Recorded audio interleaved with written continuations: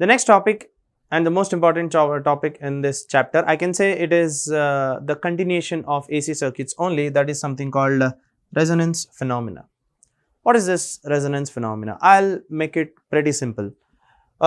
Consider this circuit, one of the most popular circuit and the most simple circuit, I can say an RLC circuit. Of course, this resonance phenomena is applicable if and only if the circuit is fed with sinusoidal AC supply, alright. So, you do not even think of any other supplies. For example, imagine there is one small simple circuit in front of you. Now, look at this circuit and if I may ask you one small question, that is, are these voltage and current, are they in phase with each other?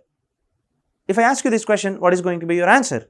Absolutely no. Why? Because V and I are going to be in phase with each other if and only if the circuit is having only resistors. Whenever the circuit consists of inductor or capacitor or both, then voltage and current are never ever going to be in phase with each other, right? I hope you are aware of, I think you should have heard what is voltage current in phase, lagging and leading, that you will come across in AC circuits. Okay. Now, as I said, if I may ask you one small question, are these V and I in phase with each other? Absolutely no. Why? Because V and I are going to be in phase with each other if the circuit consists of only resistors. Whenever a circuit consists of inductor or capacitor or both, then V and I can never ever be in phase with each other.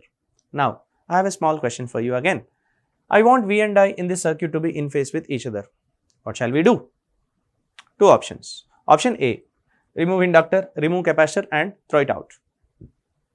One simple way. Now the circuit consists of only resistors.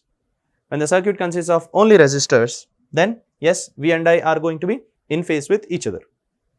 But will the examiner agree? No. He says inductor and capacitor has to be present, because you are not permitted or you are not allowed to do any modifications to the circuit. So, do not touch them.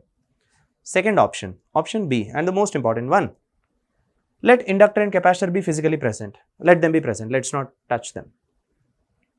But do some magic on the circuit such that inductor and capacitor are physically present and electrically absent. They are dead. For outside world, it is an RLC circuit, but for us, it is a pure resistive circuit in spite of presence of inductor and capacitor. That is it. Once these two inductor and capacitor are dead, hence the circuit is purely resistive. When the circuit is purely resistive, then voltage and current are going to be in phase with each other. When voltage and current are in phase with each other in an RLC circuit, then the circuit is said to be under resonance. Okay. When can I say that simply the circuit is under resonance? The circuit is said to be under resonance if voltage and current are in phase in an RLC circuit. Please understand, I am using two tricky words in the same statement. I am telling you that voltage and current are in phase, at the same time I am telling you that RLC circuit, that is what the magic is. So, you should do such a kind of magic such that inductor and capacitor are physically present and electrically absent, right?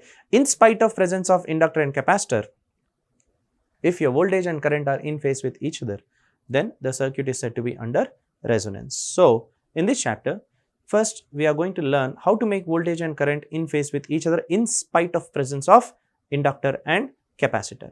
Okay. Now, you might wonder, what happens when voltage and current are in phase with each other? Extraordinary, very important things are going to happen, very interesting things are going to happen when voltage and current are in phase with each other in an RLC circuit. Okay. So, what are those interesting things? What are those important things? Of course, there are several advantages if the circuit is exhibiting a resonance phenomena. What are those advantages and what is the practical real-time applications of this resonance phenomena? How do you use these resonance phenomena circuits in our day-to-day life? All those things are being discussed in this chapter called resonance phenomena. Throughout this chapter, the one and only one goal, one and only one aim of ours is to make voltage and current in phase with each other. How to make them? What are the outcomes after making this circuit to resonate? Those things is what will be discussed or should be learnt in something called resonance phenomena.